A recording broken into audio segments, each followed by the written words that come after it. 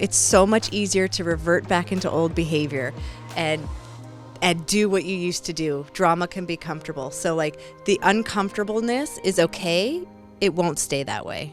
I love that you say that because I do suffer with anxiety, and what I've realized over the time from my amazing therapist is like that you have to sit with the uncomfortable emotions and you have to expose yourself to it.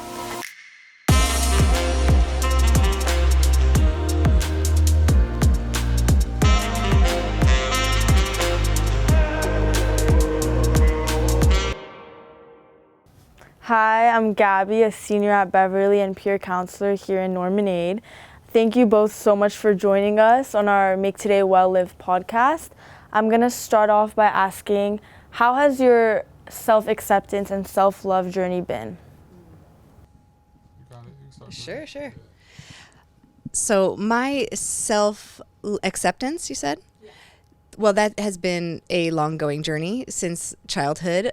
Self-acceptance to me is how I am able to process a lot of the situations that have come up in my life, because a lot of times I felt like not good enough or not smart enough, and so when they came, those things would come up, I would start to communicate my feelings and start to branch out to friends and learn about self-acceptance and self-love. And slowly but surely was able to practice some of the tools that people gave me. And I feel like it was a long process, but actually doing some of the work helped me to find like self-acceptance. What about you? Yeah. Just to kind of piggyback off of that, I mean, self-acceptance for me has been kind of just looking, I say just deep within myself. I think, and then it's a process that's just going to be like kind of ongoing, and like kind of a process I've accepted is going to be for me kind of with the rest of my life, but something to embrace, not to like be in fear of, that it'll be something just constantly working on myself as a person and getting better. And just noticing that and noticing from that, behaviors, whether good or bad, that I've developed over the years, kind of not identifying with them in a certain way. Identifying with the good behaviors just to understand, because I know I want to do those more. But in terms of the bad behaviors, just understanding, that, just to, again, not to identify with those as much, and understanding that I'm just constantly learning. So I think that's, yeah. And I like how you said that it's like constantly happening, because we're hitting different levels in our life, right? Things are constantly changing. Events are coming into our lives. And so it's like finding a new acceptance of ourselves in different roles in our life, right? As therapists or as students or as just a friend. But life changes. You think you got it, and then something else happens, and you're like, here's another level that I have to start to work on self-acceptance. Yeah, I love that you brought that up. Yeah, of course. And moving forward from that, have you guys faced any obstacles that have impacted your journey on self-acceptance? You just keep pointing the mic on my face. You're funny.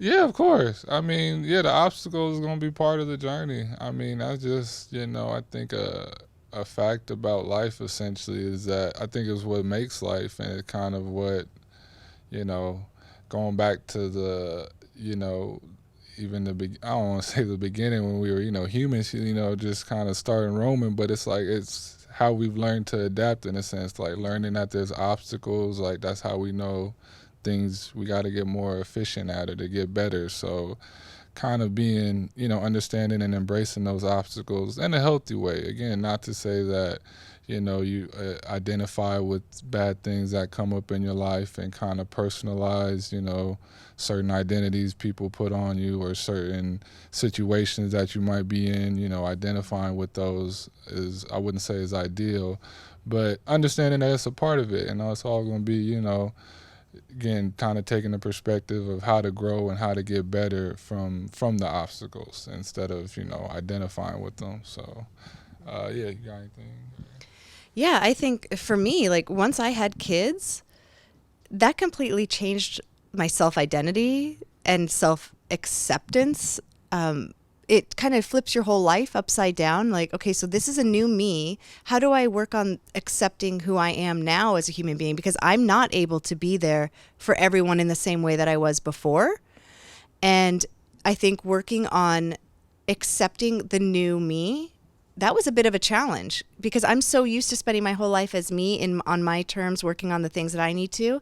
When you throw in other people that you have to keep alive, and nurture and love, then it challenges you in a different way, and you're not always good at it, and you're not always perfect at it, and it starts to become a challenge that you have to learn, like self-love, how to adapt to new situations. Who's this new me, and how can I love this new me? So that's Nice. no, thanks. Yeah. I really like how you said that you had to adapt to the new life and accept that, and yeah. And based on these challenges that you guys have had, how have they helped you become a therapist? I'm going to take this one because I know, and then you'll have it, because I am thinking about this time that it was such a rough period in my life. And I was sitting across from my best friend, crying my eyes out, talking about all of this stuff that was going on in my life. I was at such a low point, and she said to me, "One day you're going to help a girl in trouble." And I was like, "Oh, no. This pain is too heavy and too much to help someone else." But she was so right. Like, just because I felt that much pain and that much hurt, and I couldn't imagine myself being able to sit across and help someone else when I felt like I couldn't even help myself, taking one step at a time and helping myself helped me to get into a place where I can come and be of service to men, women, and children that need it because of the experiences I've had. Yeah, just to piggyback off of that, I think, being able to, use the experiences that we had in life in a way to understand people a little bit more has been, something that I've taken as, being a therapist. And I really, just appreciated the more I spend, in the field, just how different and intricate people's lives can be with it. And I think, my life, in particular, growing up, I'm biracial. So, my dad is black and my mom is Mexican. And seeing a lot of the times how two things can be true in a sense, and developing that growing up has helped me a lot, in this field, in this space, which I've appreciated just because it's helped me connect with more people, I feel like. But as I've connected more, I feel like I've learned more, just keep learning along the way and just seeing how much, how many details and nuances are, in every individual. So, but I think, growing up with already that perspective of just seeing a lot of the time some opposite things and just being told, just being exposed to different cultures, growing up, really helped with that and helps with me, being a therapist for sure. So, yeah. Don't you think that if somebody is a therapist, they've probably been through some stuff? Yeah, I say more times than not. I mean, I think that's the term they give therapists. What is it? Wounded healers. So Exactly. more times than not. Yeah. So I think the art. That's what kind of makes it an art too. At the same time, knowing when and where to blend those experiences, in the work, in the space, and seeing, when it's necessary to relate that to your client, and when it's just information to know that, when it comes up and, I feel a certain To be able to spot it too. Yeah, when I feel a certain type of way and I know it's because, something that I might have went through, but, the client doesn't need to know that. So it's just information to know. So, It's carrying that empathy for them too, right? It's that empathy that we carry. 100%. Yeah, 100%. Hi, Kim and Zach. Thank you both so much for joining us today. I love the impact that you both have made in the NormanAid Center as Maple counselors. Kim, you've been such a good counselor when it came to like our group with peer counseling. I love those peers. I know, it's amazing.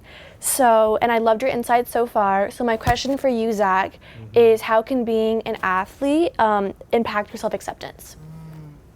Good question.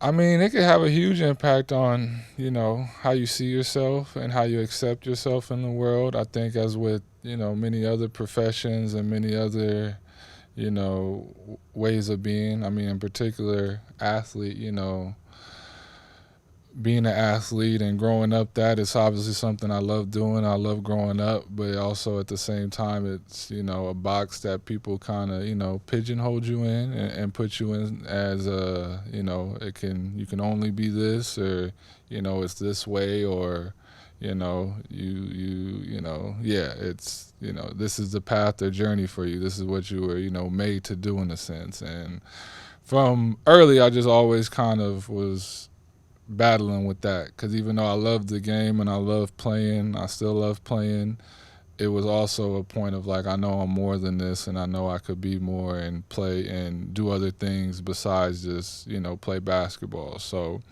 something that I've always kind of, you know, was battling with from an early age. But so, you know, just as growing up and through experience, just, you know, I think what we've talked about earlier, just having, you know, starting to have that self-acceptance for myself and where I was at, and that combativeness that I had, you know, with, you know, being boxed into just being a basketball player was a good thing. And, you know, kind of to come embrace that. And I think that's what has led me here and in the other fields and the, you know, my journey. So, yeah, I think that answers your question. Thank you. Yeah, there is very well said.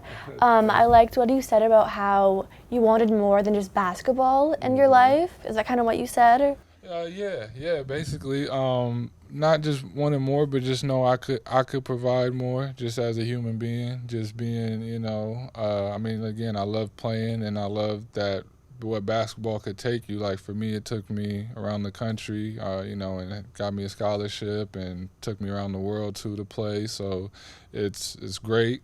But I also knew that, you know, I could provide more just for myself, and just beyond just what the game can, you know, what you can do in the game. So, yeah, it was just about, you know, kind of growing into that confidence. It wasn't always there, but it was just something that I've just kind of grown as over the years, just, you know, but doing that journey for within myself. So yeah. Right, yeah, I like what you said about that, because I feel like when someone plays a sport, whether it's like basketball or soccer, it can take over someone's entire personality and life.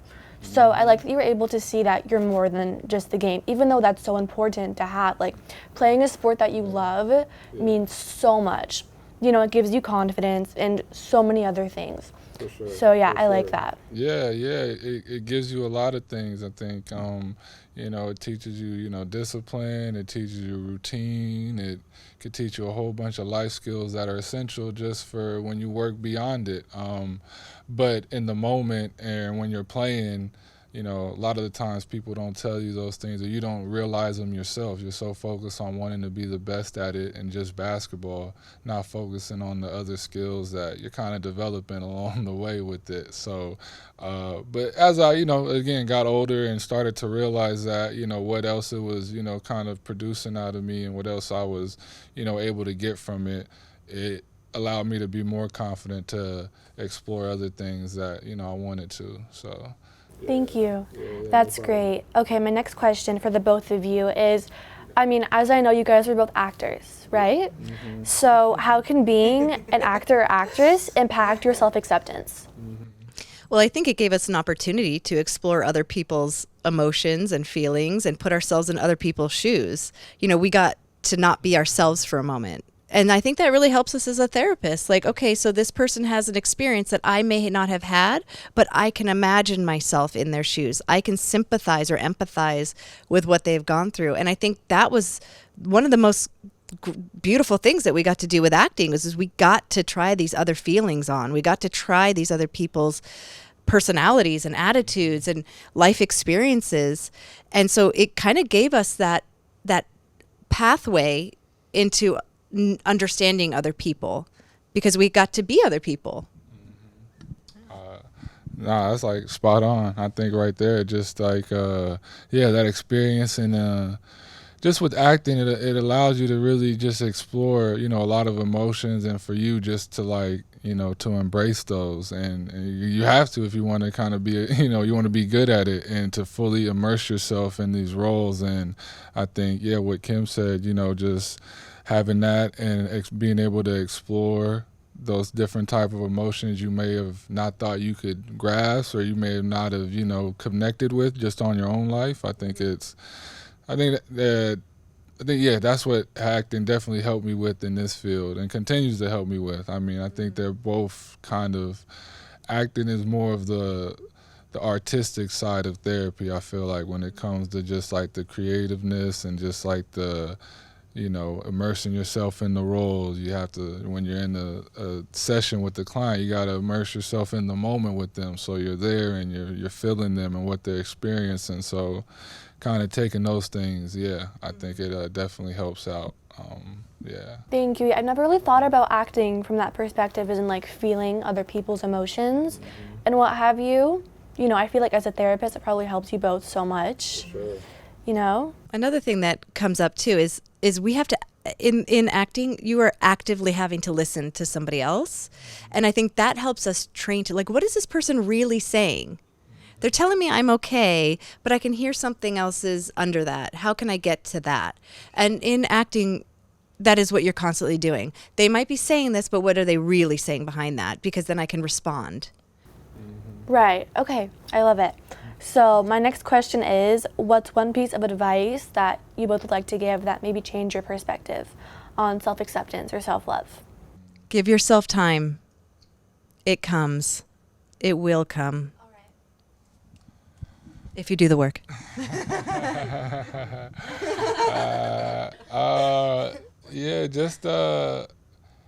I think having just an empathic understanding for yourself a little bit more, just understanding that it's a balance of having that accountability of you being able to change, but understanding, the reason why you may have to change may not be your fault, or may not be, the reason, but at the end of the day, you might need to change in order to be a better version of yourself. But having that empathic understanding for yourself, that it's a process that you're learning, but at the end of the day, you got to get done. So Yeah, I agree completely. So, Okay. Thank you. If it feels hard and difficult, it's probably a good thing to sit with and go through. It's so much easier to revert back into old behavior and do what you used to do. Drama can be comfortable. So like the uncomfortableness is okay. It won't stay that way.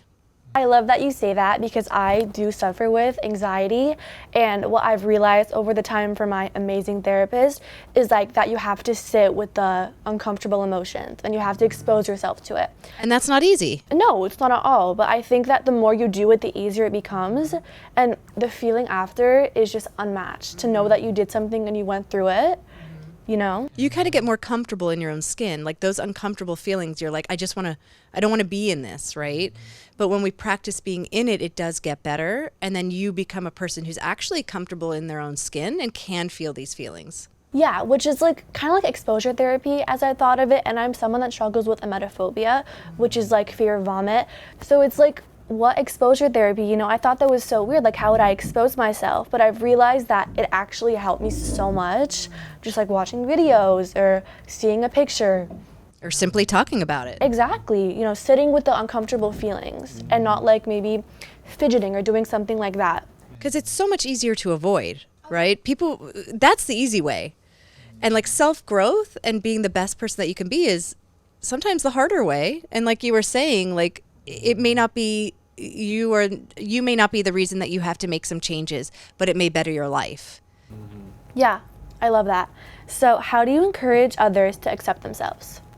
just having empathic understanding for them. I mean, at the end of the day, knowing that, and knowing that as I continue to do my work and my own, just work, looking within myself, the more kind of that opens up my compassion for others, just seeing how hard of a process it is and seeing, people, if I see someone I just think, having that empathic understanding for people and just knowing everybody is in their own time going through what their process and searching for themselves or searching, within themselves, and just kind of having that grace, and I think creating the space for them to be open and honest with you and like validating their feelings, having empathetic listening, right? So we're like, maybe that's not as bad as you thought it was, or helping them to find themselves as being good enough or okay. And I think it comes with time. I think talking about what is going on and growing through that with someone can help someone to find self-acceptance. I see. Thank you both for sharing. So how do you both think that gender impacts your self-acceptance and or like self-esteem? Oh man, us women have a lot of pressure on us, I think that for women, we just culturally, socially, in our families, we're held to a different standard. And I'm hoping, and I'm seeing there's change, but I think, now we have social media with live feeds of things that we shouldn't really be seeing, right? And we're being compared to things. And I think when it comes to gender, women really need to support women and men. They've been supporting women a lot more now. And I think it's really important for us to support each other because, unfortunately, we are not seen as equal. And I think that double standards are so prevalent now. Like, for example, if a girl goes to therapy, they're seen as, connecting with their emotions and strong. Whereas if a man or a boy went to therapy, they could be seen as weak or not strong enough, And like these double standards have gotten better in the past 10, 20 years, but they're still very prevalent. Even here in NormanAid or at my school, you'll hear things like, you go to NormanAid, so it's things like that. And a question for both of you guys, what has made you make your switch from your previous career to therapy? So that's a good question. So my whole life I had a lot of people say that I should go down this path and be a therapist, and I didn't really connect with it. I didn't want to do it. I wasn't ready. But when I was actually pregnant with my third child, I had a moment of clarity, and I was like, I think I'm ready. And that is actually when I went back to school with 3 little kids at home, because I finally felt ready that I could be someone that could help other people. I think I needed to continue my journey of self-awareness, self-help, self-acceptance to be able to be that person that I can be today for other people. So yeah, I guess what got me into therapy or what got me exploring it is when I was playing basketball in undergrad, I felt like one of my biggest, I guess I'd call it weakness, but weaknesses was just my mental approach to the game and just how my confidence kind of fluttered, up and down throughout the season. And, I felt like I always worked hard, like I worked on my game. I was constantly in the gym, but still mentally something wasn't clicking for me. So that just what got me to explore just psychology. And as the more I got to explore and read more about it, more I saw it was helping me and connecting me with stuff that I just didn't, know at first or know at all, and help connect some dots for me. And then that's kind of what, as my path from basketball, as I kept playing, I still kept wanting to know more about psychology and get in the field. Or I knew I would get in the field after I was done playing. So, once that opportunity came up, I kind of just took it and went into grad school. And, and then from that, I'm here. So I'll say that's the way. Thank you so much for that. And closing off, is there anything else you guys would like to add to this podcast? I think I'd like to add, give therapy a chance, but also be willing to try many different therapists if you need to. Like, stick with the person that you feel like you can be open and honest with, because that's where the healing will come. If you don't connect with that person, there's another one.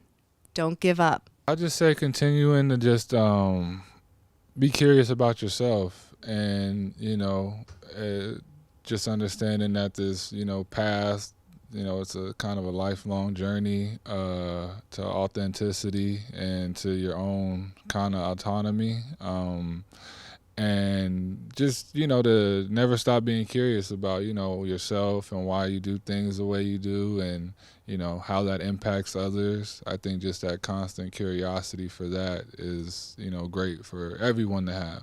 So yeah. We would like to thank our generous sponsors and partners, Michael J. LeBeau, NormanAid Peer Counselors, KBEV, and of course, we'd like to thank our listeners. Stay safe and make today well lived.